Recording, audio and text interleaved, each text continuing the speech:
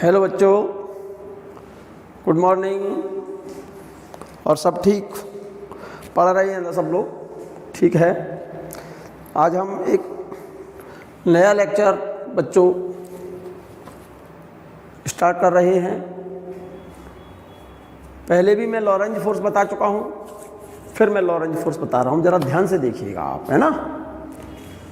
और copy pen निकाल रहे हैं आप सब लोग, और मेरे साथ साथ नोट करते जाएं, ठीक है ना। सिंपल टॉपिक है, आपको अच्छा लगेगा और आप साथ साथ नोट करते जाइएगा, ठीक है ना। Yes, Lorentz force on a current carrying wire. Current carrying wire पर लॉरेंज फोर्स बता रहा हूं। Lorentz found that a current carrying wire experience a force when wire is put in a magnetic field called Lorentz force. Lorentz ने यह पता लगाया कि जब किसी करंट कैरिंग वायर को, ये कोई वायर है, ये एल लंबाई का, इसकी लंबाई कितनी ले रखी है आपने? एल, और यूनिफॉर्म मैग्नेटिक फील्ड बी में, ये बी है, और इसको थीटा एंगल पर रख दिया है। कितने एंगल पर रख दिया है? थीटा एंगल पर। और इस वायर में जो करंट कंडक्ट कर रही है वो कितनी है? आई है। वायर बना लो आप, एक ये वाला वायर बना लो, वायर बना लो। ये तो मैग्नेटिक फील्ड है। मैग्नेटिक फील्ड में ये वायर रखा हुआ है, कितने एंगल पर? थीटा एंगल पर। और इस वायर में करंट कितनी है? ये आई। इस वायर की लंबाई कितनी है? एल है। Let us take a wire of length L carrying current I is placed in uniform magnetic field B. Wire makes an angle theta with magnetic field. हमने ये मान लिया है कि एल लंबाई का कोई वायर है ये, जिसमें करंट आई कंडक्ट कर रही है। ये वायर रख दिया है हमने मैग्नेटिक फील्ड में, कितने एंगल पर? थीटा एंगल पर, ठीक है ना।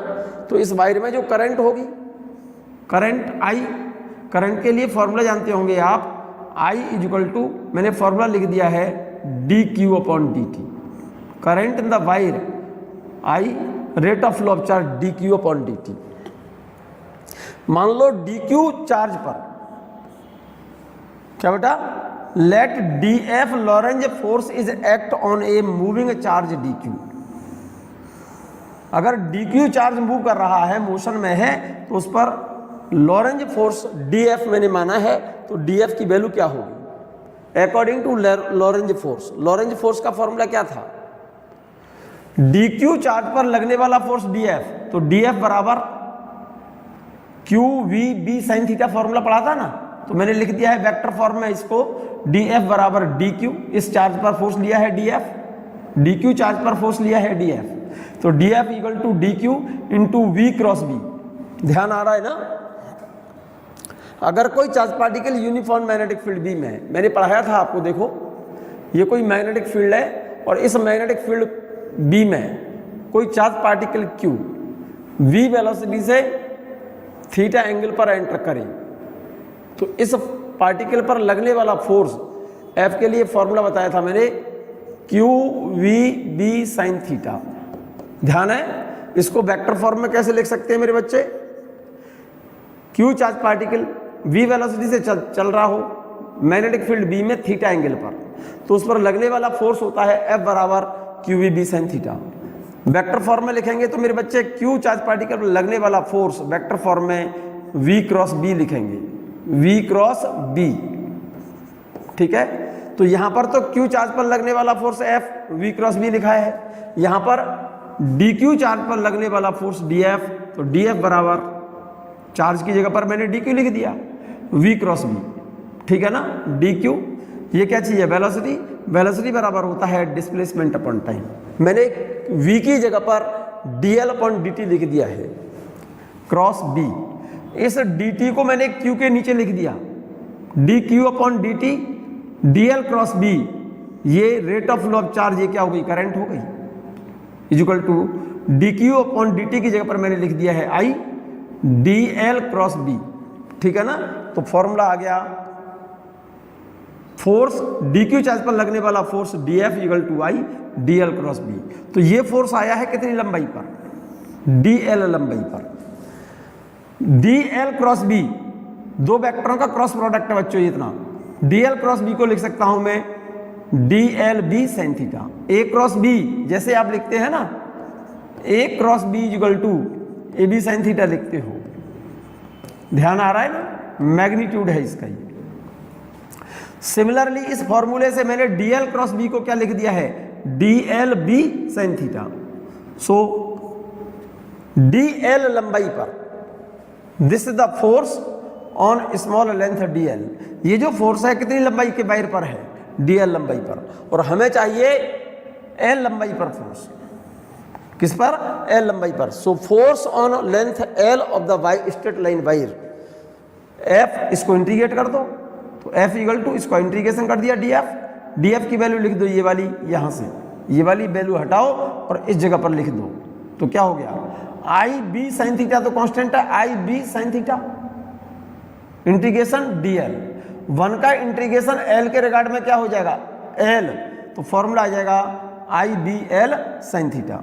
दिस इज द फॉर्मूला, क्या बेटा, लॉरेंज फोर्स का फॉर्मूला है। This is the force on the wire, current carrying wire, Lorentz force का फॉर्मूला है F बराबर I B L sine theta या फिर B I L sine theta, ठीक है ना। जब L लंबाई का वायर किसी, ये जो फोर्स देख रहे हैं आप यूनिफॉर्म मैग्नेटिक फील्ड बी में, बस डायरेक्ट फॉर्मूला याद करिए आप, ये कोई L लंबाई का वायर है, थीटा एंगल पर रखा है। इस वायर की लंबाई कितनी है, इस वायर की लंबाई L है, मैं L माने ले रहा हूं इसकी लंबाई, इस वायर की पूरी, और इसमें करंट कितनी है, I। If a wire of length L and carrying current I is kept in uniform magnetic field B at an angle theta, then this wire will experience a force F बराबर BIL sin theta और IBL sin theta. इस ये जो formula है ये Lorentz force का formula है बच्चों, ठीक है ना। Force is a vector quantity, force कैसी क्वांटिटी है, वेक्टर क्वांटिटी है। तो इस F बराबर BIL sin थीटा को लिख सकता हूं वेक्टर फॉर्म में, I तो स्केलर है, BL sin थीटा को लिखेंगे हम L क्रॉस B। B को इधर और L को इधर मत लिख देना, नहीं तो क्वेश्चन गलत हो जाएगा। L क्रॉस B लिखा जाता है, BL sin theta L cross B है, ठीक है ना। This is the formula for Lorentz force in vector form, vector form में फॉर्मूला है ये। L लंबाई के वायर पर लगने वाला फोर्स F बराबर I L क्रॉस B, ठीक है ना। Force on the wire is independent of shape of the wire. देखो बहुत इंपॉर्टेंट लाइन लिखी है बच्चों यहां पर, ये लिखा है force does not depend upon the shape of the conductor. ये जो फोर्स देख रहे हैं ये फॉर्मूला फोर्स का, क्या बेटा, फोर्स वायर पर जो फोर्स लग रहा है वो वायर की शेप पर डिपेंड नहीं करता। किस पर डिपेंड नहीं करता, इस फॉर्मूले में, इस वाले फॉर्मूले में जो फॉर्मूला देख रहे हैं आप, I B L sine theta, this, ये जो लंबाई देख रहे हैं आप L, this the shortest length of wire, L shortest length है वायर की। जैसे ये यूनिफॉर्म मैग्नेटिक फील्ड भी है और इसमें ये वायर रखा है, इसकी लेंथ कितनी है बेटा, L है, L लंबाई है इस वायर की, एंगल थीटा, ये करंट I, ठीक है। तो इस पर फॉर्मूला ये रहा। अगर मैं ऐसे लिखता इसे, जैसे यूनिफॉर्म मैग्नेटिक फील्ड बी है और इसमें ये कोई वायर है, ये कोई वायर है, ये वाला वायर, ये कोई वायर है और इसमें करंट इस तरह से है, तो इस वायर पर फोर्स के लिए फॉर्मूला क्या निकालेंगे, तो एंड टू एंड, इस वाले एंड से इस वाले एंड तक की शॉर्टेस्ट डिस्टेंस, ये जो शॉर्टेस्ट डिस्टेंस है ना, इस फॉर्मूले में जो लंबाई देख रहे हैं L, वो L लिखते हैं, एंड इस एक सिरे से वायर के दूसरे सिरे तक की शॉर्टेस्ट लेंथ, शॉर्टेस्ट लेंथ लिखी जाती है वायर के अंदर, यहां पर L, ठीक है ना। तो इस फॉर्मूले में जब लंबाई लिखोगे इस वायर की, तो इस वायर की लंबाई नहीं लिखेंगे हम, शॉर्टेस्ट लेंथ लिखेंगे यहां से लेकर के यहां तक की, और ये एंगल लेंगे, ठीक है ना। जैसे हम ये कहते हैं आपसे, जैसे ये कोई वायर है और इस वायर में करंट इस डायरेक्शन में है, ऐसे इस वाले एंड से P से Q की ओर, और ये यूनिफॉर्म मैग्नेटिक फील्ड B में रखा है, ये ऐसे मैग्नेटिक फील्ड ऐसे है, तो इस वाले वायर पर लगने वाला फोर्स कैसे निकालेंगे? हम शॉर्टेस्ट लेंथ लेंगे ये वाली इसकी, तो लंबाई की जगह पर हम ये वाली लेंथ लेंगे, ये वाली, ठीक है ना? बोलो मेरे बच्चे। और एंगल लेंगे हम, क्योंकि करंट ऐसे है, इस डायरेक्शन में करंट है, तो करंट ऐसे कंडक्ट कर रही है, ठीक है ना? बोलिए, तो एंगल कौन सा लेंगे हम? ठीक है, ये वाला एंगल ले लो, थीटा, कोई फर्क नहीं पड़ रहा है, ठीक है? तो इस वाले वायर पर लगने वाले फोर्स के लिए F जब लेंगे, मान लो ये डिस्टेंस x, ये y और ये वाली डिस्टेंस z है, ये वाली डिस्टेंस शॉर्टेस्ट लेंथ z है, तो L की जगह पर हम क्या लिखेंगे? z लिखेंगे। L की जगह पर क्या लिखेंगे? I, B, और L की जगह पर ये वाली लंबाई लिखेंगे z sin थीटा, ठीक है? So this force is independent of shape of the wire. Force on the wire does not depend upon the shape of the wire. ये बात क्लियर है? The force is a vector quantity, force is vector quantity, direction of force F, L and B, force between, angle between F and L, force is a vector quantity, direction of force is normal to both wire as well as magnetic field. The direction of force is always perpendicular to the wire as well as magnetic field. Force between, angle between F and B, force B के perpendicular होगा और force wire के भी perpendicular होगा। So angle between F and B always perpendicular का मतलब 90। Force, angle between force and length of wire, angle between F and wire, force and wire always perpendicular का मतलब 90, but angle between wire and B any value of theta. मैं कहना ये चाहता हूं बच्चों, फॉर एग्जाम्पल जैसे मैंने कहा ये मैग्नेटिक फील्ड है और ये वायर है, ठीक है ना? तो इस वायर पर जो फोर्स लगेगा, वो इस वायर पर जो फोर्स लगेगा वो फोर्स इस वायर की लंबाई के भी परपेंडिकुलर होगा और फोर्स मैग्नेटिक फील्ड के भी परपेंडिकुलर होगा। So angle between force and B is 90 degree, angle between force and wire 90 degree, but angle between wire and B is any value of theta. B और इस wire के बीच तो angle theta कुछ भी हो सकता है, लेकिन फोर्स हमेशा बी के परपेंडिकुलर भी होगा और इस वायर के भी परपेंडिकुलर होगा। क्लियर है ये बात? जरा यहां पर आ जाइए वापस। First case, if theta is equal to 0 और 180 degree, if theta is equal to 0 और 180 डिग्री, ध्यान से सुनिएगा। इफ थीटा इज 0 और 180 डिग्री, मतलब जैसे ये वायर है, ये तो मैग्नेटिक फील्ड है और ये वायर है, वायर एक दूसरे के पैरेलल है, मतलब वायर में करंट जो बह रही है ना वो बी की डायरेक्शन में है, तो थीटा 0 हो गया। ये वायर है, ये मैग्नेटिक फील्ड और करंट इसमें इधर है, बी तो इधर है, वायर में करंट इधर है, तो यहां पर एंगल कितना हो गया? 180 डिग्री। जैसे हमने कहा ये सेमी सर्कुलर वायर है बच्चों, ये वाला वायर, और ये यूनिफॉर्म मैग्नेटिक फील्ड बी में रखा है, तो इस वायर की लेंथ कौन सी लेंगे? Shortest length. तो ये वाला वायर और ये मैग्नेटिक फील्ड, ये वायर और मैग्नेटिक फील्ड, ये वायर और ये मैग्नेटिक फील्ड के बीच का एंगल कितना हो गया? 0। इसका मतलब वायर मैग्नेटिक फील्ड के पैरेलल हो तो वायर पर लगने वाला फोर्स क्या होगा? 0 होगा। क्यों होगा 0?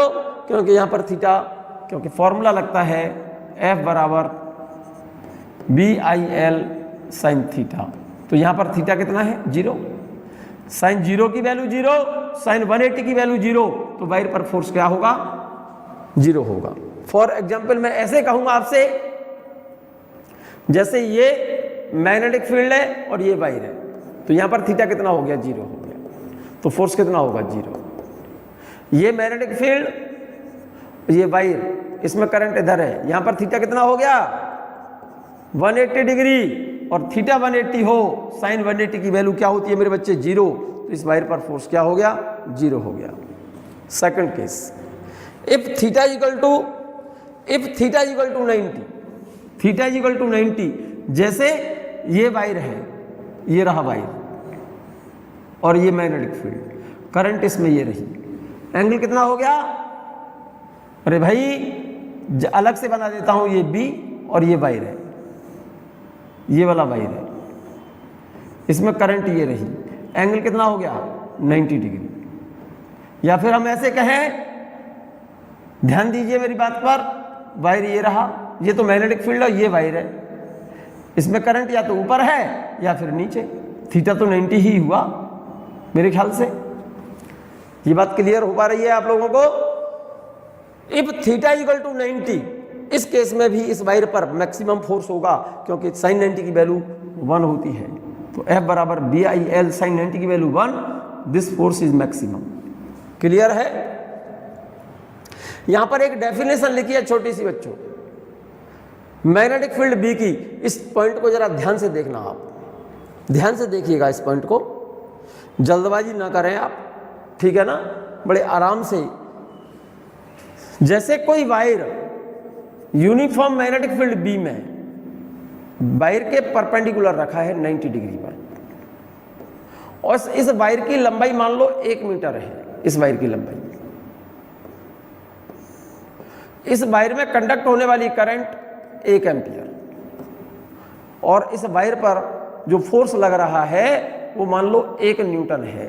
तो फॉर्मूला लगाइए, F बराबर BIL sine theta. Force 1 Newton कह रहे हो आप, फोर्स कितना कह रहे हो 1 न्यूटन, तो ये तो 1 न्यूटन हो गया।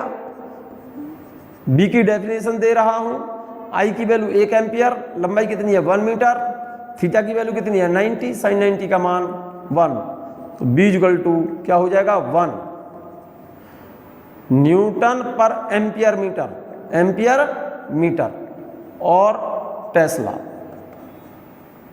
Tesla, this the definition of tesla, यही लिखा है आपने। If 1 metre long wire carrying current 1 ampere experience a force 1 newton when the wire is put perpendicular to magnetic field, then magnetic field is said to be 1 tesla. अगर कोई 1 metre लंबा wire जिसमें current कितनी हो 1 ampere हो, और वो 1 Newton force experience करे, जब मैग्नेटिक फील्ड में कैसे रखा हो परपेंडिकुलर, तब मैग्नेटिक फील्ड का मान कितना होगा 1 टेस्ला या 1 weber per metre square. Tesla और वेबर पर मीटर स्क्वायर और newton per ampere metre is SI unit of magnetic field. Clear हो गई बात ये? अगर 1 मीटर लंबा wire, if 1 metre long wire carrying 1 ampere current experience a force of 1 Newton when wire is put perpendicular to the magnetic field, then magnetic field is said to be 1 Tesla. This is the definition of Tesla. Tesla magnetic field की SI unit है बेटा, B की unit है Tesla SI system में, या फिर Tesla को हम वेबर पर मीटर स्क्वायर भी लिखते हैं बच्चों, या फिर न्यूटन पर एम्पियर मीटर भी लिखते हैं, ठीक है ना। और 1 टेस्ला इक्वल टू होता है, 1 टेस्ला इक्वल टू होता है 10 की पावर 4 गॉस। नोट कर लो आप इसे। टेस्ला मैग्नेटिक फील्ड की SI यूनिट है और गॉस मैग्नेटिक फील्ड की CGS यूनिट है। हम गॉस को ऑर्स्टेड भी कहते हैं, नाम है साइंटिस्ट का, ये गॉस नाम है साइंटिस्ट का, ऑर्स्टेड भी नाम है साइंटिस्ट का। तो 1 tesla equal to 10 power 4 gauss, या ऐसे कहो 1 tesla equal to 10 power 4 oersted, या 1 टेस्ला इक्वल टू 10 की power 4 maxwell per centimetre square. Gauss, oersted and maxwell per centimetre square. देखो गॉस, ऑर्स्टेड और मैक्सवेल पर सेंटीमीटर स्क्वायर ये magnetic field की unit है CGS सिस्टम में, और 1 Tesla में 10 की घात 4 गॉस होते हैं, या ऐसे कहो 1 टेस्ला बराबर होता है 10 की घात 4 ऑर्स्टेड, या फिर 1 टेस्ला बराबर 10 की घात 4 maxwell per centimetre square. Clear है ये बात? अब आपने कहा force is vector quantity, force is vector quantity, the direction of force is given by Fleming left hand rule. Lorentz force की डायरेक्शन हमेशा क्या बेटा, Lorentz force, direction of Lorentz force और force is given by Fleming left hand rule. इसको note करो आप। Direction of Lorentz force is given by Fleming left hand rule. नियम क्या है सुनिएगा ध्यान से। लेफ्ट हैंड ये रहा, अंगूठे के बगल वाली उंगली इसको बोलते हैं फोर फिंगर। इसको रखा जाता है किधर? मैग्नेटिक फील्ड की डायरेक्शन में। बीच वाली उंगली ये वाली सेंट्रल फिंगर, ये current in the direction of current. तो थंब हमको फोर्स की डायरेक्शन को बताएगा। According to Fleming left hand rule, direction of force is given by Fleming left hand rule. According to this rule, forefinger in the direction of magnetic field and central finger in the direction of current, then thumb gives us the direction of Lorentz force। हमने कहा देखिएगा जरा ध्यान से, ये magnetic field B है और इसमें ये वायर है, इसमें करंट इस डायरेक्शन में कंडक्ट कर रही है और एंगल कितना है यहाँ पर 90। तो इस पर फोर्स कितना लगेगा पहले तो ये बताओ। F बराबर BIL मैक्सिमम होगा फोर्स इस पर, और इसकी डायरेक्शन फोर्स की फ्लेमिंग लेफ्ट हैंड रूल। अंगूठे के बगल वाली उंगली लेफ्ट हैंड की फोर फिंगर बोलते हैं अंगूठे के बगल वाली उंगली को। इसको रखो किधर की तरफ? मैग्नेटिक फील्ड की तरफ। बीच वाली उंगली ये रही, ये वाली सेंट्रल फिंगर, ये करंट की डायरेक्शन को बताएगी। थंब किधर गया? यहाँ पर डाउनवर्ड। तो इस वायर पर, इस वाले वायर पर जो फोर्स लगेगा ये वाला, ये किधर लगेगा? Normal to plane of paper inward, नीचे की तरफ लगेगा। और इस केस में देखो, अगर इसमें करंट इस डायरेक्शन में है बच्चों, लगाइए नियम डायरेक्ट। फोर फिंगर बी की डायरेक्शन में रखो, सेंट्रल फिंगर करंट की डायरेक्शन में, तो इस वायर पर जो फोर्स लगेगा वो बाहर की तरफ लगेगा, आउटवर्ड ईयर। ठीक है ना? ये लिख दिया मैंने, ये रही। The direction of force is given by Fleming left hand rule. Forefinger in the direction of B, central finger in the direction of current, then thumb gives us the direction of force. और इसका ये figure बना दीजिएगा, इसका ये figure बना दो। यहां पर मैग्नेटिक फील्ड इधर है, करंट इधर है। According to this rule, Fleming left hand rule, according to Fleming left hand rule, direction force की किधर होगी? बी तो ये रहा, करंट ये रही, फोर्स किधर लगेगा? फोर्स लगेगा किधर? Force on the wire downward here. यहां पर वायर पर फोर्स किधर लगेगा? Normal to plane of paper inward. अरे यहां पर फोर्स इस वायर पर किधर होगा? नीचे की ओर, इनवर्ड। और यहां पर फोर्स किधर होगा? यहां देखिएगा, ये मैग्नेटिक फील्ड है और ये करंट है, तो यहां पर फोर्स देखिए किधर लगेगा? बी तो ये रहा, करंट ये रही, आउटवर्ड, बाहर की तरफ लगेगा फोर्स। यहां पर इस वायर पर फोर्स किधर लगेगा? बाहर की ओर। इस वाले वायर पर फोर्स लगेगा अंदर की ओर। ये दोनों फिगर बना दो, ये नियम लिख दो। यहां पर लिख देना, here the force on this wire is normal to plane inward. Force on this wire, इस वायर पर फोर्स किधर लगेगा? Normal to plane outward. लिख दिया, वेरी गुड। अब यहां पर बात कर रहा हूं बच्चों, नोट करिए आप, ये एग्जाम में जरूर आएगा बच्चों topic. Force between two parallel currents, ये एग्जाम में जरूर आएगा। इंपॉर्टेंट पॉइंट है, वेरी इंपॉर्टेंट पॉइंट है, मोस्ट इंपॉर्टेंट पॉइंट है, नोट करिएगा। Yes, if the current flows in same direction, if the current flows in the same direction, ये दो वायर बना लो आप, एक वायर ये और एक वायर ये, और दोनों वायरों में करंट सेम डायरेक्शन में है। इस वायर में करंट, इस वायर में करंट तो इधर है और इस वायर में करंट भी इधर है। ये करंट दोनों सेम डायरेक्शन में करंट है। If the current flows in the same direction, same direction में करंट कंडक्ट कर रही हो, तो इन दोनों वायरों के बीच में इस वायर के द्वारा इस वाले वायर पर फोर्स इधर लगेगा। ये फोर्स है F21, ये फोर्स लिखा हुआ है F21, और इस वायर के द्वारा इस पर फोर्स लगेगा इधर, ये F12। ये तो फोर्स F12 है और ये F21 लिखा हुआ है। ये F21 और F12, और दोनों वायरों के बीच की सेपरेशन कितनी है? R है। दोनों वायर्स के बीच डिस्टेंस कितनी है बेटा? R। अगर दो वायरों में करंट सेम डायरेक्शन में है तो इन दोनों के बीच फोर्स अट्रैक्शन होगा, यही लिखा है।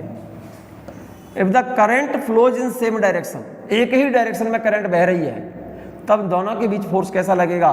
Force of attraction is there between the wires. इन दोनों वायरों के बीच जो फोर्स लगेगा वो अट्रैक्टिव होगा, दोनों के बीच अट्रैक्शन होगा ऐसे। और अपोजिट डायरेक्शन में करंट है तो इसमें करंट तो इधर कंडक्ट कर रही है, ये तो करंट I1, और इसमें करंट, इसमें तो करंट ऊपर है, इसमें करंट नीचे है, अपोजिट होगा ही ना।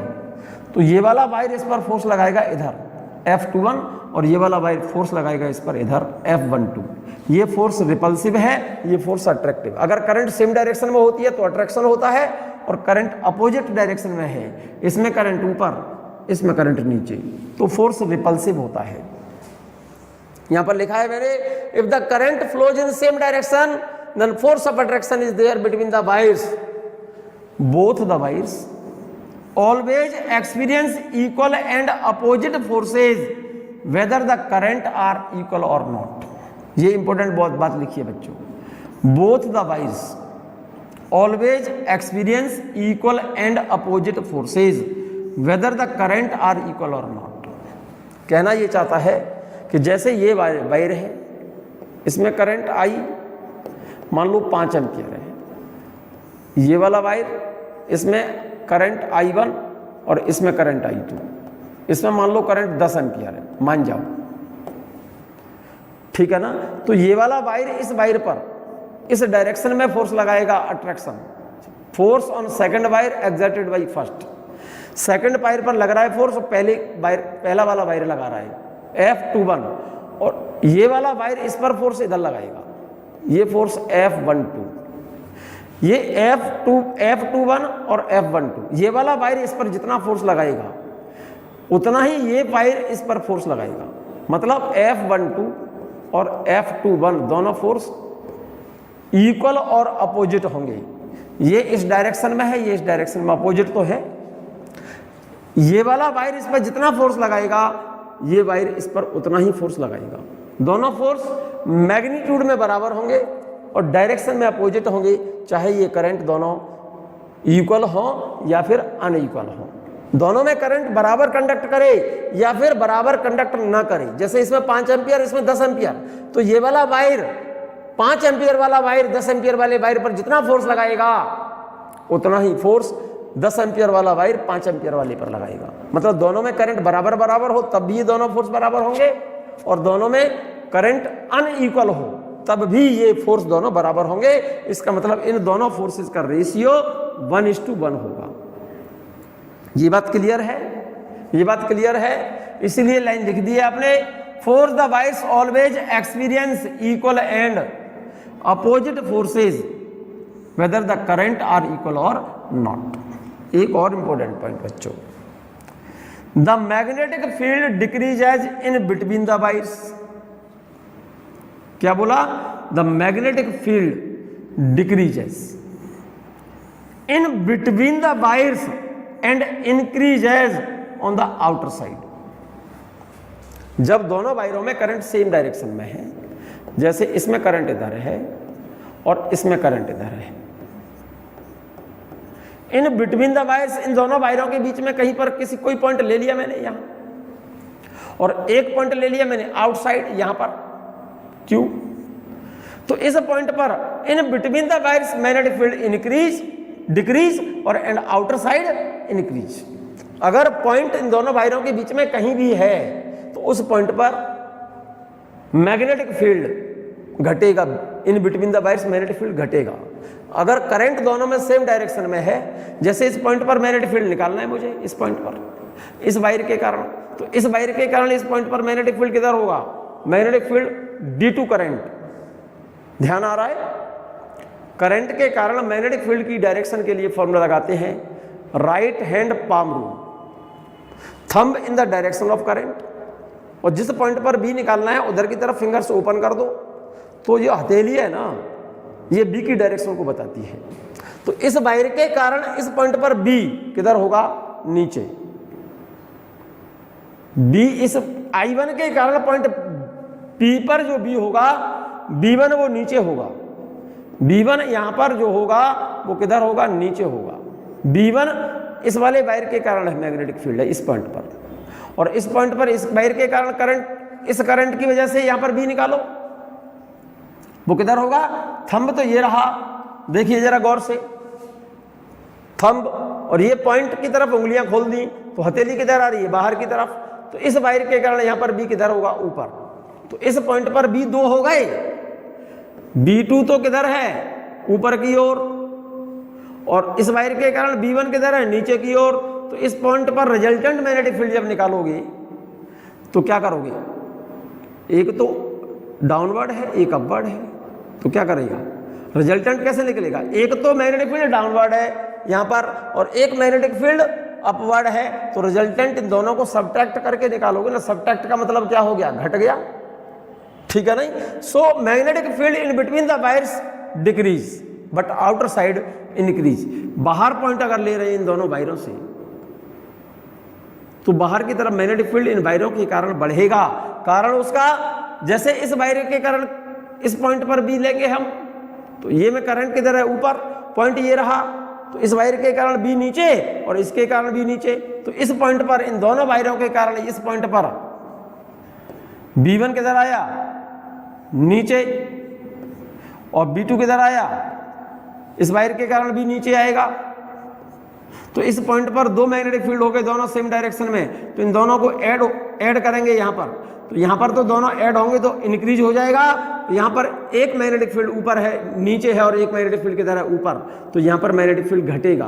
घटने का मतलब डिक्रीज होगा, मतलब माइनस होगा यहाँ पर। So in between two wires if a current flows in same direction then in between the wires magnetic field decrease and outer side increase। ये बात क्लियर है, यही बात लिखी है बच्चों, ठीक है ना।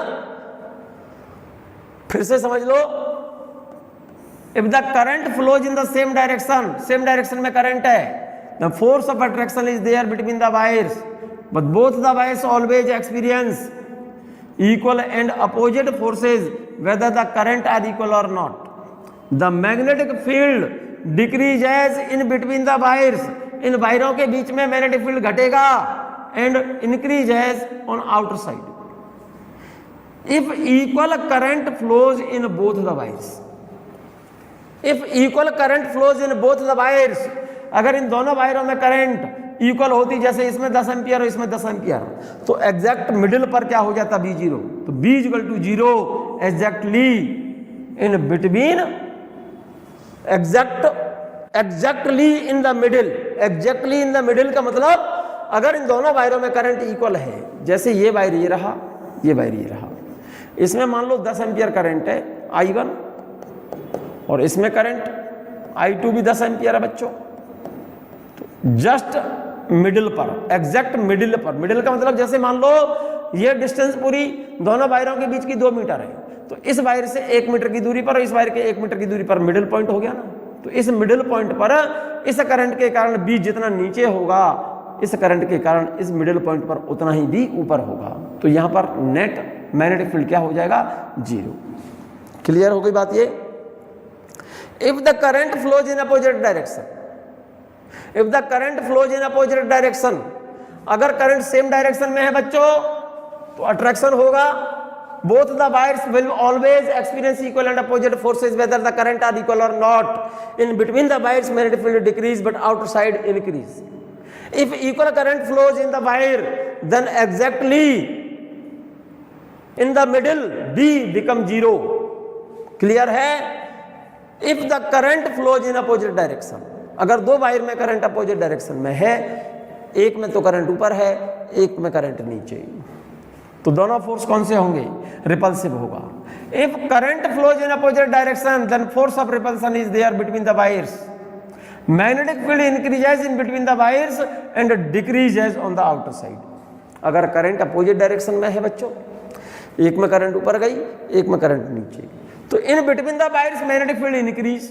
देखो जरा ध्यान से, जैसे इनके बीच में मैग्नेटिक फील्ड निकालना है इस वायर, इस करंट के कारण, तो इसके कारण नीचे आएगा और इस करंट के कारण भी मेरे ख्याल से नीचे जाएगा। देखो इसके, इस वायर के कारण भी नीचे चला गया, इस वायर के कारण यहां पर भी नीचे जाएगा और इस वायर के कारण भी इस पॉइंट पर भी नीचे जाएगा मेरे बच्चे।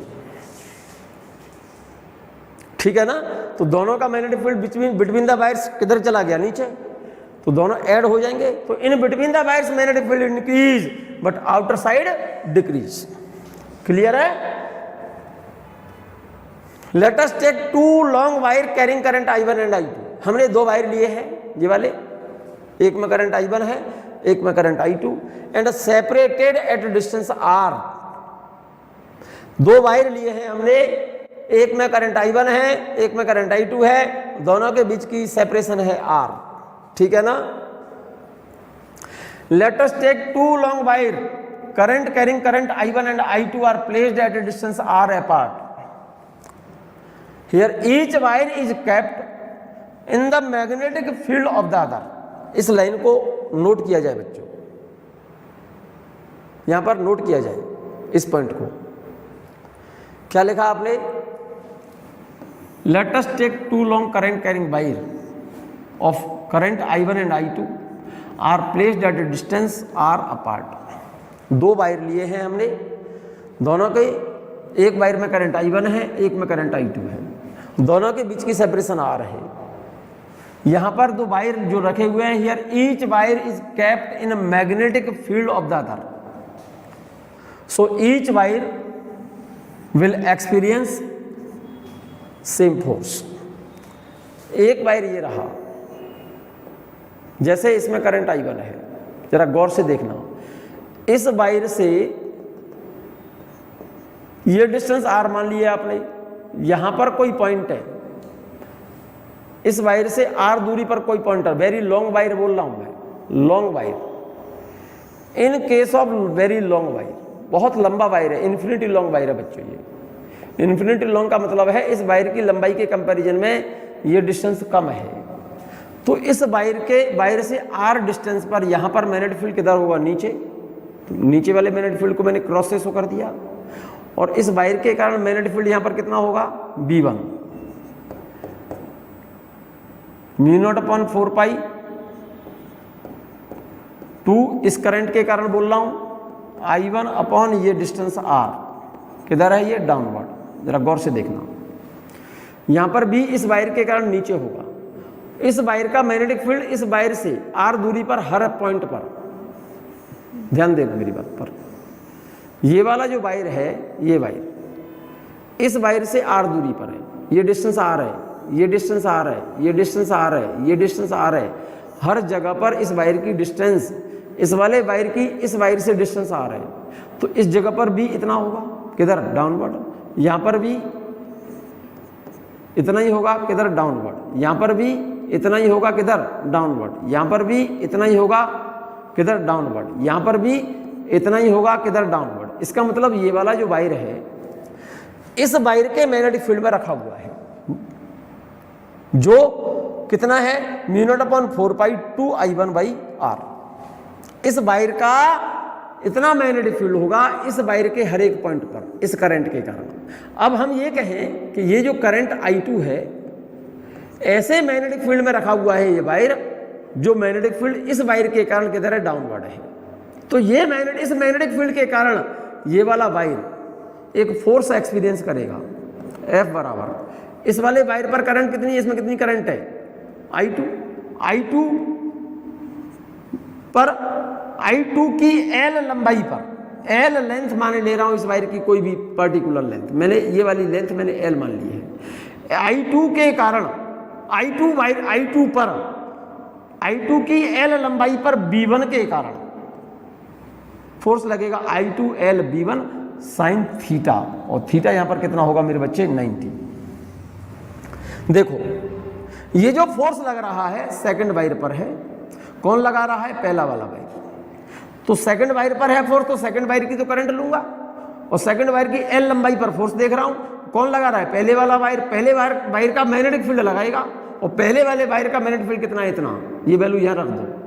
अब पहले वाले वायर की मैग्नेटिक फील्ड की डायरेक्शन तो नीचे है, और वायर ऐसे रखा हुआ है इस तरह से, बी तो हो गया नीचे, और वायर में करंट ऊपर है भाई। इस वायर की वजह से इस वाले वायर के कारण यहां पर भी किधर है, नीचे है, ठीक है ना। तो इस वायर के कारण मैग्नेटिक फील्ड तो यहां पर नीचे हो गया, तो बी की डायरेक्शन तो नीचे हो गई, लगाओ फोर्स की नियम, फ्लेमिंग लेफ्ट हैंड रूल, ये तो बी को बता देगा, ये तो बी तो हो गया नीचे, और ये हो गई करंट की डायरेक्शन, ये करंट है ये रही ऊपर। तो ये वाला वायर, इस वायर पर फोर्स इधर लगाएगा, तो इसका मतलब इस पर फोर्स जो लगेगा इस डायरेक्शन में लगेगा F21, ठीक है ना। कितना लगेगा I2L, B1 की जगह पर ये वैल्यू लिख दो, ये वाली कितनी है μ0/4π I2I1/R। जरा गौर से देखो, और sin 90 की वैल्यू कितनी हो जाएगी 1, sin 90 की वैल्यू कितनी हो जाएगी 1, तो फॉर्मूला आ गया 10⁻⁻7, इसकी जगह पर लिख दिया मैंने 2I1I2 इंटू L, ये वाली लंबाई इंटू L और अपॉन R, ये वाला R। ये बात क्लियर है, यही लिख रहा है। सो force on length L of second wire D2 first wire, second wire पर फोर्स है, पहले को द्वारा लगाया जा रहा है। सेकंड वायर में करंट कितनी है I2, पहले वायर का मैग्नेटिक फील्ड B1, क्योंकि फर्स्ट वायर लगा रहा है सेकंड वायर पर फोर्स, सेकंड वायर की L लंबाई पर फोर्स देख रहे हो, थीटा कितना है, वायर और B1 के बीच का एंगल 90 है, वायर और B1 के बीच एंगल किधर है, कितना है 90 है।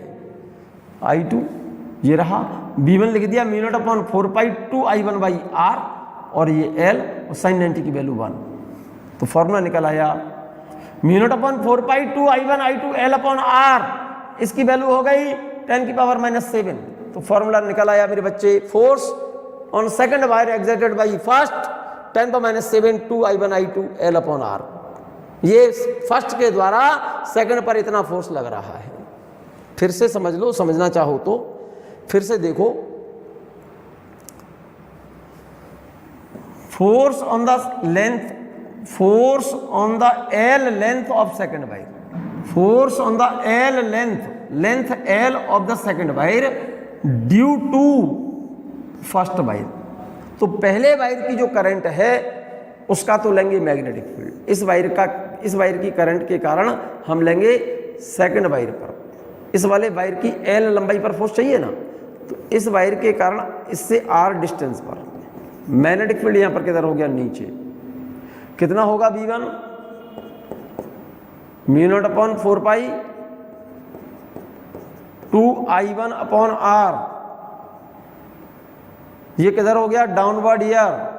तो इस वायर की L लंबाई पर फोर्स ही लगाएगा ये वाला मैग्नेटिक फील्ड, ये वाला वायर, इस वाली वायर की जिसमें करंट कितनी है I2, तो फोर्स कितना लगाएगा F21 I2L, B1 लगा रहा है, साइन थीटा कितना हो गया, थीटा क्या चाहिए ये 90 किस किस के बीच का एंगल है, इस B1 और वायर, इस वायर तो ये रहा और B1 ऐसे है, तो थीटा 90 हो गया। वैल्यू लगा दो यहां पर I2L B1 की जगह पर μ0/4π 2I1/R sin 90 की वैल्यू 1, तो फॉर्मूला क्या आ गया μ0/4π 2I1I2L/R, और μ0/4π की जगह पर वैल्यू लिख दो 10⁻⁷। ये फॉर्मूला समझ में आ गया। ये फोर्स लगाया है फर्स्ट वायर ने सेकंड वायर पर, सिमिलरली ऐसे ही सेकंड वायर लगाएगा फर्स्ट वायर पर। This is the force on the second wire exerted by first. ये रिलेशन समझ में आ गया होगा आपको। ये same similarly here angle between B1 and, ये तो समझ में आ गया होगा 90 डिग्री है। Similarly force on length L of first wire due to second wire बराबर लगेगा force μ0/4π 2I1I2L/R। These two forces are equal and opposite. Both the wires always experience equal and opposite whether the current are equal or not. Is equal to μ0/4π 2I1I2 into L/R। Wire की L लंबाई पर force है ये, ठीक है नहीं। ये formula याद कर लो। अगर दोनों वायरों में करंट सेम डायरेक्शन में है तो फोर्स अट्रैक्शन होगा, और अगर दोनों वायरों में करंट अपोजिट डायरेक्शन में है तो करंट कैसा होगा, फोर्स कैसा होगा, रिपल्सिव होगा। क्लियर है। Definition of SI unit of current.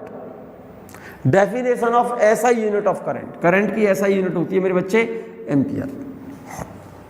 Ampere की डेफिनेशन देखो, definition of SI unit of current, ampere की डेफिनेशन देखिएगा, एम्पियर की डेफिनेशन देखो बच्चों। If R is equal to 1 meter and force experienced by each wire is 2 into 10 power minus 7 Newton per meter, then current in each wire is said to be 1 ampere.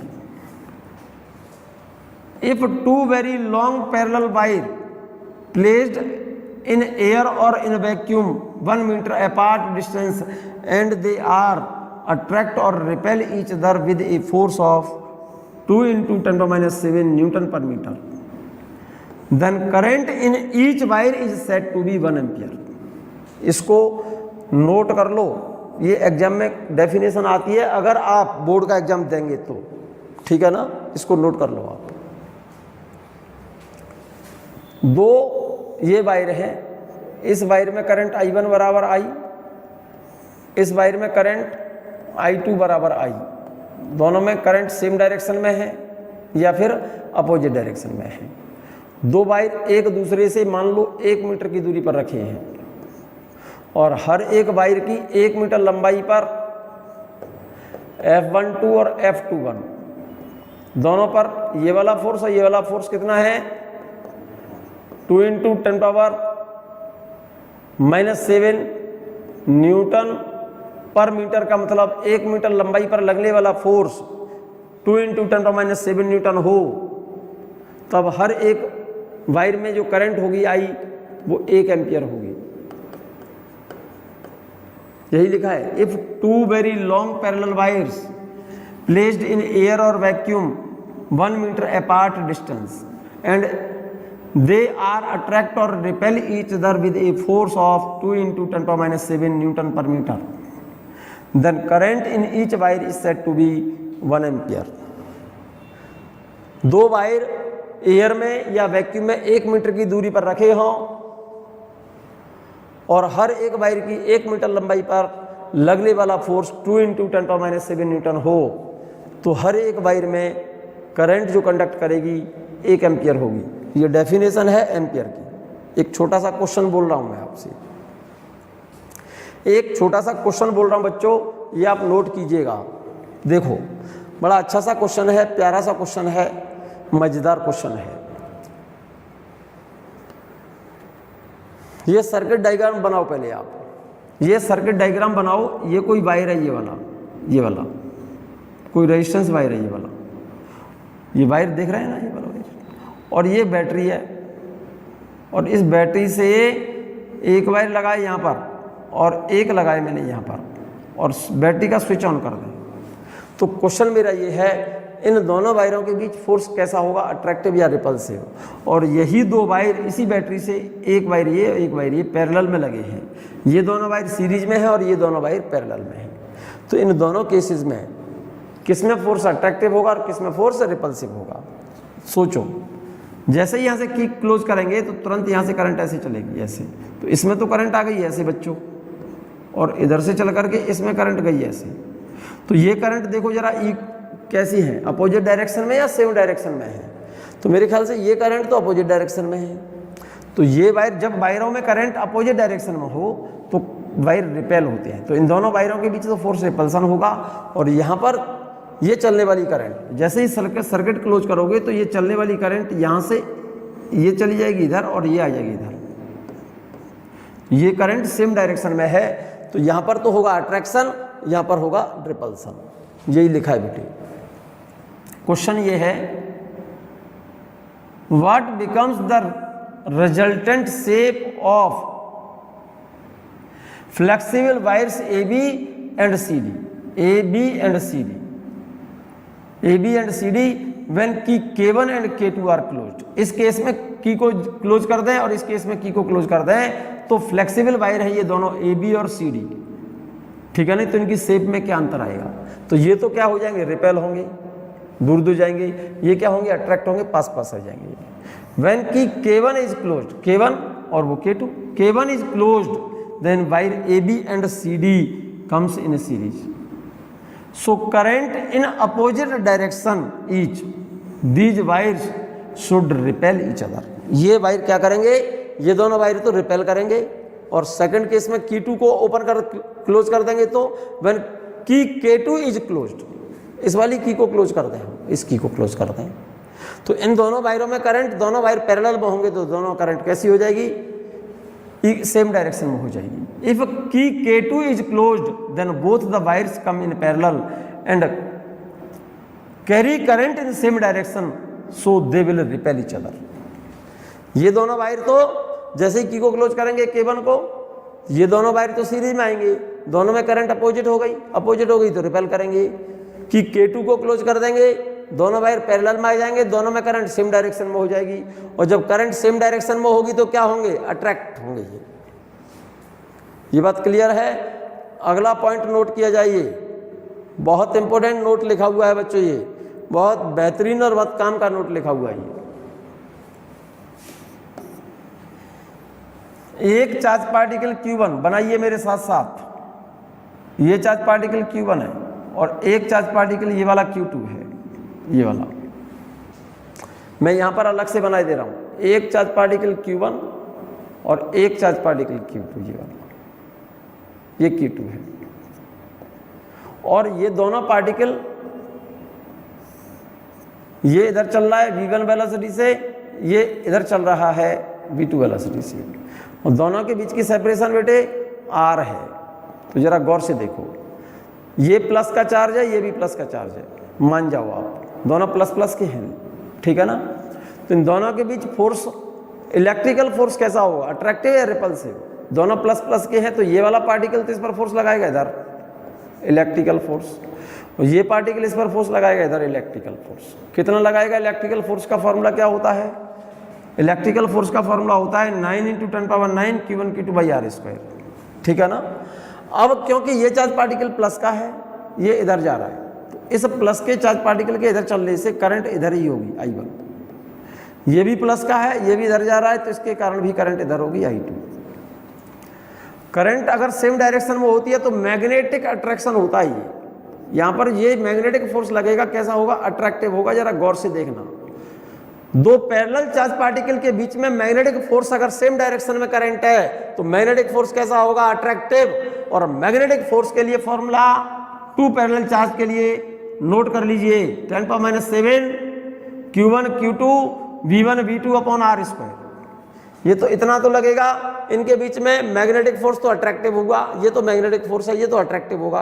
Attractive क्यों होगा, क्योंकि इस charge particle के कारण current इधर है, इस charge particle के कारण करंट इधर है। करंट सेम डायरेक्शन में होती है तो मैग्नेटिक अट्रैक्शन हो गया, क्योंकि ये भी प्लस और ये भी प्लस, ये प्लस इस प्लस को रिपेल करेगा, ये प्लस इस प्लस को रिपेल करेगा, इलेक्ट्रिकल रिपल्सिव होगा और मैग्नेटिक फोर्स अट्रैक्टिव होगा। Magnetic force 10⁻⁷ Q1 Q2 V1 V2 upon R² होगा मैग्नेटिक फोर्स, और इलेक्ट्रिकल फोर्स होगा 9 10⁻⁹ Q1 Q2 बाई R²। एक काम कर लो, इक्वेशन फर्स्ट को इक्वेशन सेकंड से डिवाइड कर दो आप। इक्वेशन फर्स्ट को, मजा आ रहा है ना, आप करिए साथ साथ मेरे, फिर से बोल रहा हूं मैं आपसे। मैग्नेटिक फोर्स को इलेक्ट्रिकल फोर्स से डिवाइड कर दो, इस इक्वेशन को इससे डिवाइड करेंगे मेरे बच्चे। देख, ये वाली वैल्यू कॉमन है, इसको कैंसिल कर देना, कर दिया तो ऊपर क्या बचा, 10⁻⁷ V1 V2 अपॉन 9 × 10⁻⁹। भाई ये वाला टर्म तो कट गया, ऊपर बचा 10⁻⁷ V1 V2 अपॉन 9 × 10⁻⁹। 10⁻⁷ को नीचे ले आओ तो ये वैल्यू आ जाएगी V1 V2, और इसको नीचे लाओगे तो 9 × 10⁻16 हो जाएगा ये, और 9 × 10⁻16 ये c² के बराबर हो गया, क्योंकि यहां पर c क्या चीज है, लाइट की स्पीड है, 3 × 10⁸ मीटर/सेकंड। और इसका स्क्वायर कितना होता है, 9 × 10⁻16। तो इसका मतलब इसकी जगह पर हमने क्या लिख दिया है, c²। तो इलेक्ट्रिकल, मैग्नेटिक और इलेक्ट्रिकल फोर्स का रेशियो क्या आ गया, V1 V2 upon c²। If V1 बराबर V2 बराबर V, V1 को भी V कह दिया, V2 को भी V कह दिया, इसका मतलब दोनों चार्ज पार्टिकल अगर सेम वेलोसिटी से चल रहे हैं, V1 और V2 दोनों बराबर हैं, तो V स्क्वायर लिख दूंगा मैं ऊपर, और ये सी स्क्वायर है तो v अपॉन सी का होल स्क्वायर हो गया। But velocity of material particle is very very less than speed of light, ये बात हम जानते हैं और आप भी जानते हो। बेटा लाइट की स्पीड से किसी भी मटेरियल पार्टिकल की स्पीड कम होती है हमेशा, तो इसलिए चार्ज पार्टिकल तो मटेरियल पार्टिकल हो गया, तो मटेरियल पार्टिकल की स्पीड लाइट की स्पीड से कम होगी। v की वैल्यू बहुत कम है c से, v की वैल्यू c से कम है, कम वैल्यू को ज्यादा से डिवाइड करोगे तो वैल्यू कम आएगी और इसका स्क्वायर करोगे तो और भी कम आएगी। इसका मतलब ये हो गया कि मैग्नेटिक फोर्स इलेक्ट्रिकल फोर्स से कम होता है। Magnetic force is very very less than electrical force. ध्यान से सुनिएगा आप, क्वेश्चन इस तरह से आता है, ये देखो दो पैरेलल चार्ज पार्टिकल चल रहे हैं, दो पैरेलल चार्ज पार्टिकल चल रहे हो तो उस केस में क्या बेटा, ये देखो जरा गौर से, आपने कहा है पैरेलल चार्ज पार्टिकल जो चल रहे हैं, जैसे एक प्रोटॉन मैं कह रहा हूं इसे प्लस का है और ये भी प्रोटॉन बोल रहा हूं यही प्लस का है, अगर ये ऐसे जा रहा है और ये भी ऐसे जा रहा है, सेम वेलोसिटी से चल रही है, तो इन दोनों प्रोटॉनों के बीच इलेक्ट्रिकल फोर्स तो होगा रिपल्सिव वाला, ये तो इलेक्ट्रिकल होगा, और ये मैग्नेटिक फोर्स होगा अट्रैक्टिव वाला। तो सोचो जरा दिमाग से, दिमाग हो तो। और यहां पर एक बात लिख चुके हो आप, magnetic force is very very less than electrical force. ये वाला फोर्स कम, बहुत कम होगा किससे, इस वाले फोर्स से। तो क्या ये पॉजिटिव चार्ज पार्टिकल एक दूसरे के पैरेलल चल पाएंगे, क्योंकि इलेक्ट्रिकल ज्यादा है किससे, मैग्नेटिक से, तो ये एक दूसरे के पैरेलल नहीं जाएंगे, ये एक दूसरे से क्या होते जाएंगे, रिपेल होते जाएंगे। ये एक दूसरे से क्या होंगे मेरे बच्चे, ये दूर भागेंगे ऐसे, इन दोनों के बीच की सेपरेशन बढ़ती चली जाएगी। ये सेपरेशन क्या होगी, क्योंकि इलेक्ट्रिकल ज़्यादा है मैग्नेटिक कम है, तो ये वाला फोर्स ज़्यादा रहा इस फोर्स से, तो ये क्या करते जाएंगे, पैरेलल नहीं चलेंगे, ये एक दूसरे से क्या होंगे, डाइवर्ज होंगे, और एक प्रोटॉन और एक इलेक्ट्रॉन होता, एक प्रोटॉन होता और एक इलेक्ट्रॉन होता, दोनों पैरेलल चल रहे हैं। तो क्या ये पैरेलल चल पाएंगे, नहीं जाएंगे, क्योंकि इस केस में क्या होगा, एक प्लस हो गया एक माइनस हो गया, तो एक की करंट तो इधर हो जाएगी और एक की करंट इधर हो जाएगी, तो मैग्नेटिक तो होगा रिपल्सिव, ये तो मैग्नेटिक होगा, अब एक प्लस और एक माइनस तो इलेक्ट्रिकल होगा अट्रैक्टिव। इलेक्ट्रिकल फोर्स कैसा होगा, अट्रैक्टिव होगा, और इलेक्ट्रिकल फोर्स ज्यादा का अट्रैक्टिव वाला फोर्स ज्यादा होगा मैग्नेटिक फोर्स से, रिपल्सिव वाले से, तो ये दोनों एक दूसरे के पास पास आते आएंगे, ये तो कन्वर्ज होंगे आते समय, और ये दोनों सेम चार्ज पार्टिकल हैं तो दूर जाते समय क्या होंगे, डाइवर्ज होंगे, इसीलिए लाइन लिखी है आपने। So two free charges can not move parallel to each other. दो फ्री चार्ज कभी भी एक दूसरे के पैरेलल नहीं चल सकते, अगर सिमिलर चार्ज है तो डाइवर्ज होंगे और अपोजिट चार्ज है तो कन्वर्ज होंगे। ये बात क्लियर हो गई होगी, बात मेरी बिल्कुल क्लियर है, 100%, बिल्कुल क्लियर है बच्चों, 100%। मैं बात कर रहा हूं बच्चों torque on a current carrying coil in uniform magnetic field B. Torque on a current carrying coil in uniform magnetic field B, torque की बात कर रहा हूं, मूवमेंट ऑफ फोर्स की बात कर रहा हूं करंट कैरिंग कॉइल पर। Let us take a rectangular coil PQRS of length L and breadth B, passing a current I through it, is placed in uniform magnetic field B, जैसा कि हमने figure में बना दिया है। हमने एक रेक्टेंगुलर कॉइल लिया बच्चों, ये PQRS,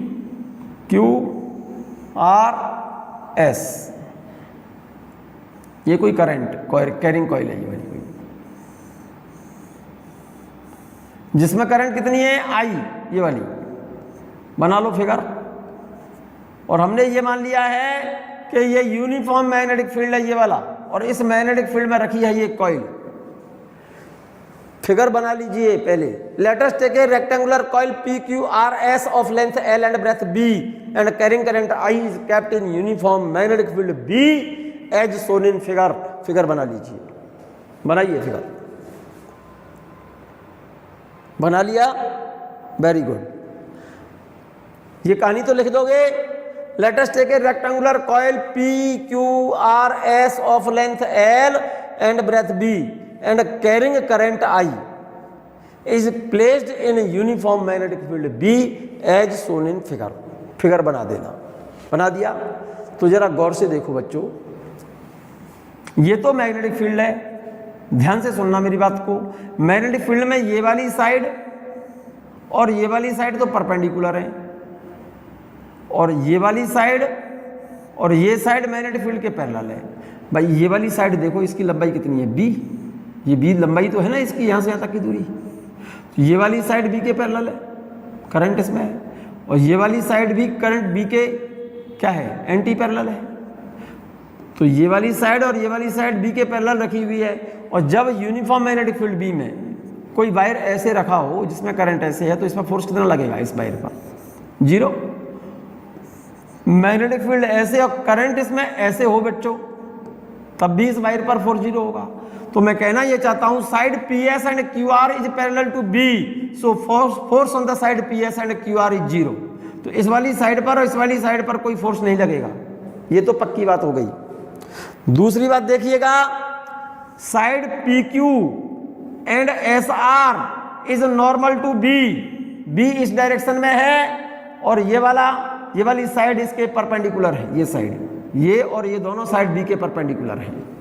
force on P Q and S R is maximum B I L. इस पर फोर्स लगेगा, मैग्नेटिक फील्ड बी है, करंट इसमें आई है और लंबाई इसकी एल है, तो इस साइड पर फोर्स लगेगा बी आई एल। इस वाली साइड पर फोर्स बी आई एल किधर लगेगा, बी तो ये हो गया और करंट ये रही बच्चों इधर, तो फोर्स लगेगा इस वाली साइड पर ऊपर की ओर, इस वाली साइड पर फोर्स लगेगा ऊपर की ओर, ऐसे इस तरह से अपवर्ड। और इस वाली साइड पर फोर्स किधर लगेगा, बी आई एल इनवर्ड, नीचे की ओर। एक साइड पर फोर्स बी आई एल ऊपर है और एक साइड पर बी आई एल नीचे है। Here two forces act on this coil BIL, एक साइड पर फोर्स ऊपर, एक साइड पर फोर्स नीचे। So net force on this coil is 0, so no linear motion will be there. But these two forces form a couple, क्योंकि इस पर force BIL ऊपर है, इस पर फोर्स BIL नीचे है, दोनों मिलकर के कपल बनाएंगे। कपल बनाएंगे तो इस कॉइल को इस एक्सिस के अबाउट क्या करा देंगे, रोटेट करा देंगे। ये क्योंकि इस पर फोर्स ऊपर है, इस पर फोर्स नीचे है, तो ये कॉइल ऐसे घूमेगी ना, तो इस एक्सिस के अबाउट कॉइल ऐसे घूमेगी। क्लियर है ये बात? ये बात मैंने यहाँ नोट कर दी है, यहाँ पर मैंने नोट कर दी है, देखिएगा। Here the side P S and Q R parallel to B, P S and Q R, P S and Q R is parallel to B. तो यहाँ पर लिखा है here the side P S and Q R parallel to B, so force on side P S and Q R will be 0। Force P S पर और Q R पर 0 है, क्योंकि यहाँ पर थीटा 0 है, तो फोर्स क्या लगेगा, 0। But the side Q R and S R normal to B, Q R and S R is normal to B, B के नॉर्मल है पी क्यू और एस आर। यहां पर लिखा है मैंने, देखो, but the side P Q, P Q कौन सी साइड है, ये वाली, बी के परपेंडिकुलर, एस आर बी के perpendicular, but the side P Q and S R are normal to be. देख लो, side P Q and S R B के नॉर्मली है, ये साइड नॉर्मली, बी के ये वाली साइड नॉर्मली है, ठीक है ना। So force on sides P Q and S R are maximum कितना, एफ बराबर बी आई एल, ठीक है ना। Hence two forces act on the coil which are equal and opposite and parallel to each other, then net force on the coil will be 0, so no linear motion will be there। तो यहाँ पर कोई linear motion नहीं होगी। But these two forces form a couple which will rotate it। ये दोनों force मिलकर के क्या बनाएंगे, कपल बनाएंगे, जो कॉइल को क्या करा देंगे, रोटेट करा देंगे। So torque due to both forces will be added. तो टॉर्क के लिए फॉर्मूला लगाते हैं मेरे बच्चा, magnitude of any one force into perpendicular distance between two forces. मैं यहां पर चाहेंगे आप तो फिर से मैं वो कॉइल बना रहा हूं, देखिएगा। एक पोल तो लिया है नॉर्थ पोल, आपने ये माना है कि यहां पर इन दोनों पोलों के बीच में मैग्नेटिक फील्ड कैसा है, यूनिफॉर्म। और ये रेक्टेंगुलर कॉइल ली आपने, ये वाली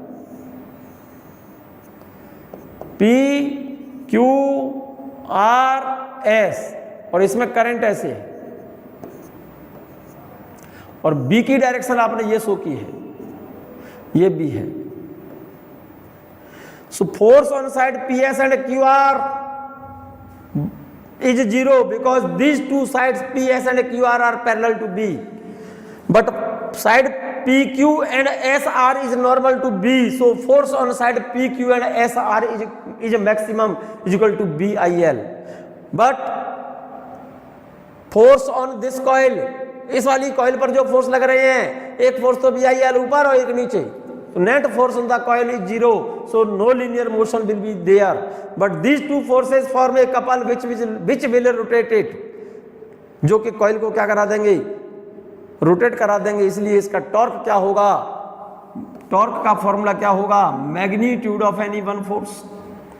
तो magnitude of any one force का मतलब इस वाली साइड पर फोर्स BIL ऊपर है, इस वाली साइड पर BIL नीचे है, तो दोनों में से कोई, दोनों फोर्सों में से एक फोर्स लो, इस पर BIL ऊपर, इस पर BIL नीचे, और इनटू दोनों के बीच की परपेंडिकुलर डिस्टेंस ये B हो गई, ये B है।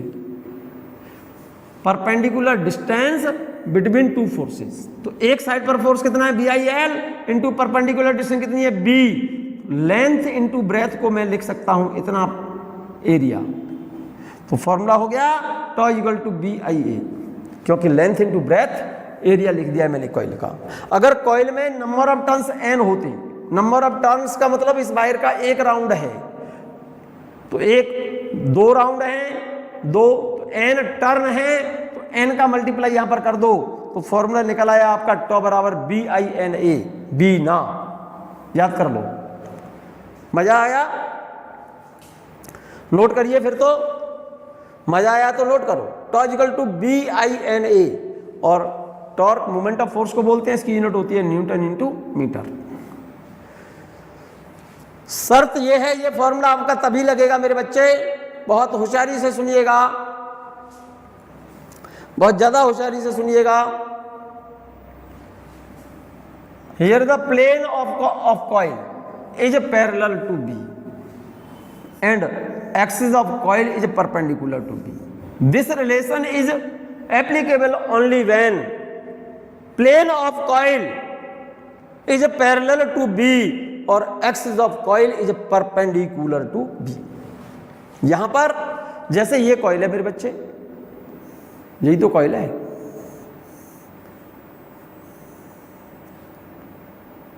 ठीक है ना।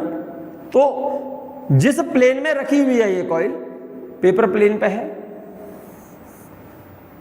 ये नॉर्थ पोल, ये साउथ पोल, ये साउथ पोल, ये साउथ पोल है, और ये नॉर्थ पोल है, और ये कॉइल है ये वाली, तो ये कॉइल का प्लेन कहलाएगा ये वाला, ये कॉइल का प्लेन है, और एक्सिस इसकी होगी इसके कॉइल के प्लेन के परपेंडिकुलर। ध्यान दीजिए, ये तो प्लेन हो गया, और ये हो गई इसकी एक्सिस, और B की तरह मेरे बच्चे ऐसे है, B ये रहा, ये कॉइल का प्लेन है, और B ये रहा। तो प्लेन कॉइल का प्लेन B के पैरेलल है, या ऐसे कहो एक्सिस जो है कॉइल की वो B के परपेंडिकुलर। B तो ऐसे है, B ऐसे है ना, तो देखो मेरा हाथ जो है ना, ये तो प्लेन हो गया कॉइल का, और ये इसकी एक्सिस है कॉइल की, और ये क्या चीज है B, तो प्लेन B के पैरेलल है, या ऐसे कहो कॉइल की जो एक्सिस है ना वो B के परपेंडिकुलर है। This relation is true only when plane of the coil parallel to B और axis of the coil perpendicular to B। ये कॉइल है मेरा हाथ, मान लो ये क्या है, मेरे हाथ को प्लेन मान लो कॉइल का, ये क्या चीज है उसकी एक्सिस है, और ये B है, तो B प्लेन जो है B के पैरेलल है, या एक्सिस B के परपेंडिकुलर, तब लगेगा BINA ये फॉर्मूला। ये बात क्लियर है। If theta is angle between axis of coil and B, बहुत इंपॉर्टेंट पॉइंट है बच्चों ये। If theta is angle between if theta is angle between axis of coil and B. Question गलत होता है बच्चों, इस पॉइंट पर ये ध्यान रखना। आपने लिखा है if theta is angle between axis of coil and B. ये तो कॉइल है बच्चों, ये वाली, ठीक है, और ये इसकी एक्सिस है। ये क्या चीज है? एक्सिस। और ये मैग्नेटिक फील्ड है। अगर कॉइल की एक्सिस और बी के बीच का एंगल थीटा है, कॉइल का प्लेन और एक्सिस हमेशा परपेंडिकुलर होते हैं, मतलब ये एंगल थीटा है और ये पूरा एंगल 90 होता है बच्चों। तो प्लेन से एंगल कितना हो गया? 90 माइनस थीटा हुआ ना यहाँ। If theta is angle between axis of coil and B. ध्यान से सुनिएगा, जैसे मेरा हाथ है, ये क्या चीज है? ध्यान दो मेरी बात पर। ये तो एक्सिस है और ये मेरा हाथ जो है ना कॉइल का प्लेन है, और ये बी है, ये वाला बी। अब मैं ये कह रहा हूं कॉइल की जो एक्सिस है ये वाली, ये एक्सिस, और ये बी है। एक्सिस बी के परपेंडिकुलर है तो फॉर्मूला क्या लगेगा? एक्सिस बी के परपेंडिकुलर है, यहां पर लिखा है here this relation is applicable only when plane of the coil is parallel to B और axis of coil is perpendicular to B. ये फॉर्मूला तभी लगेगा जब कॉइल की एक्सिस बी के परपेंडिकुलर हो। ये बी मान लो, इसको एक्सिस मान लो, तब ये रिलेशन लगेगा। अब मैं ये कह रहा हूं, ध्यान से सुनिएगा, कॉइल ऐसे घूम गई है, ऐसे। ये तो बी है, जो ग्रीन पेन है ना ये वाला, ये तो बी है, और ये क्या है? ये क्या चीज है? कॉइल की एक्सिस है।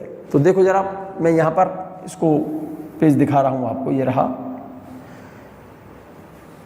ये कॉइल है मेरा हाथ, ये उसकी एक्सिस है, और ये बी इस तरह से है। तो देखो बी तो ये रहा, क्या बेटा? बी ये रहा, ये एक्सिस ये रही। बी मैग्नेटिक फील्ड और एक्सिस के बीच का एंगल थीटा, ये वाला थीटा है। बी और एक्सिस के बीच का एंगल थीटा है, तो टॉर्क के लिए फॉर्मूला लगता है BINA sin थीटा। टॉर्क के लिए फॉर्मूला क्या है? BINA sin theta.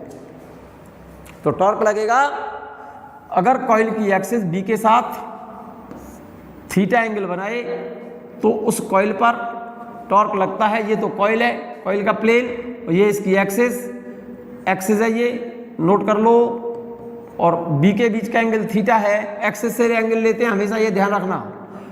तो फॉर्मूला लगेगा टॉर्क के लिए BINA sin थीटा, ये नोट करो, न्यूटन इनटू मीटर। ए करंट कैरिंग कॉइल, ये एक्सिस यहां पर नहीं लिखा है, एक्सिस ये वाली है, एक्सिस यहां पर लिखी है, axis.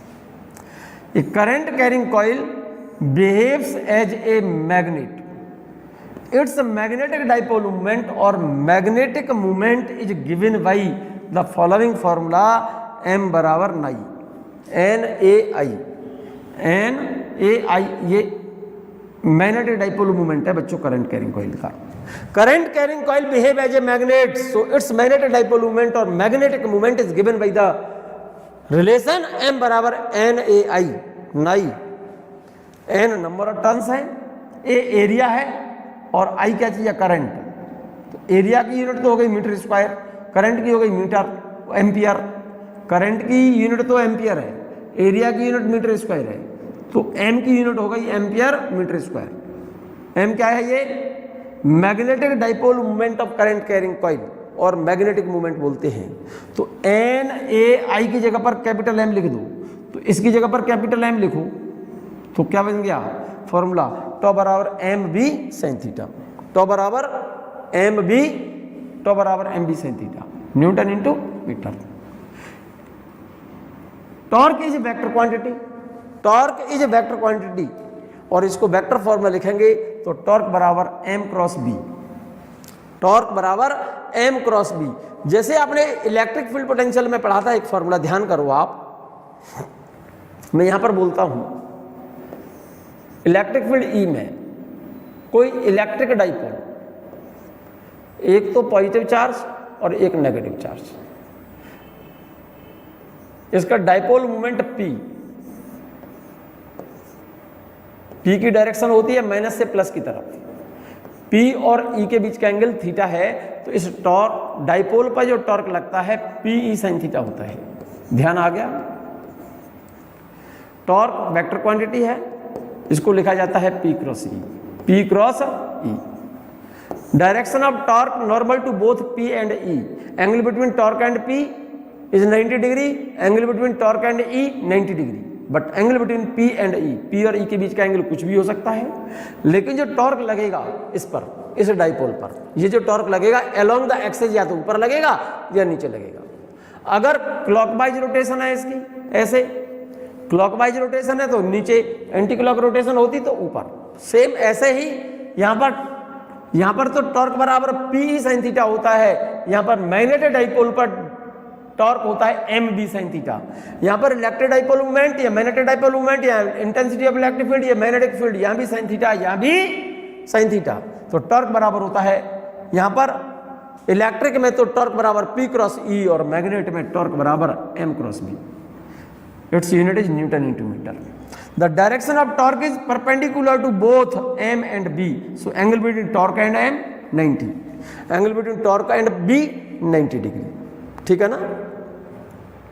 If theta is angle between plane of the coil and B, अगर कॉइल का प्लेन, if theta is, बहुत इंपॉर्टेंट पॉइंट लिखा है बच्चों ये, if theta is angle between plane of the coil and B, coil के plane, जैसे ये कॉइल है तो ये कॉइल का प्लेन तो यही होगा ना, और ये क्या चीज है, एक्सिस है। अगर कॉइल के प्लेन और बी के बीच का एंगल थीटा है, एंगल प्लेन और एक्सिस के बीच का 90 होता है, प्लेन और बी के बीच का एंगल थीटा, तो ये एंगल कितना हो गया, एक्सिस और बी के बीच एंगल कितना हो गया, 90 माइनस थीटा। तो टॉर्क लगेगा MB sin, एंगल हम एक्सिस से लेते हैं, प्लेन से दिया है थीटा और हमें चाहिए कहां से, एक्सिस से, तो एक्सिस और बी के बीच का एंगल कितना हो गया फिर 90 माइनस थीटा। तो यहां पर sin 90 माइनस थीटा, और sin 90 माइनस थीटा बराबर होता है cos थीटा। तो इसका मतलब जब कॉइल का प्लेन बी के साथ थीटा एंगल बनाए तो टॉर्क MB cos थीटा होता है, और कॉइल की एक्सिस बी के साथ थीटा एंगल बनाई तो टॉर्क का फॉर्मूला MB sin थीटा होता है। एक्सिस बी के साथ एंगल बना रही है थीटा, तब इस पर टॉर्क MB sin थीटा होगा, और कॉइल का प्लेन बी के साथ थीटा एंगल बनाए तो टॉर्क MB cos थीटा होता है। एक और इंपॉर्टेंट पॉइंट लिखा है बच्चों, नोट करके, ये थ्योरेटिकल प्रॉब्लम है तुम्हारी। Magnetic dipole moment and torque on the coil does not depend upon shape of the coil. आपने लिखा है magnetic dipole moment and torque does not depend upon the shape of the coil. बहुत बेहतरीन बात लिखी है बच्चों। टॉर्क बराबर होता है MB sin थीटा, और M बराबर होता है NAI। मैंने ये कहा है, ध्यान दीजिए, जैसे ये कोई कॉइल है और एक कॉइल ये रही, शेप बदल दी मैंने, एक कॉइल ये रही, ठीक है नहीं, और एक कॉइल ये रही। मैंने कहा इसका एरिया, इसका एरिया, इसका एरिया, इसका एरिया सेम है, शेप अलग अलग है।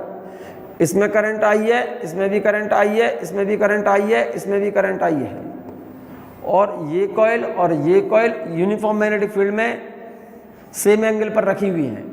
तो इस वाली कॉइल पर, इस पर, इस पर और इस पर, इन सभी पर शेप सबकी बदल दी है मैंने, ना तो एरिया बदला, ना करंट बदली, और ना थीटा बदला।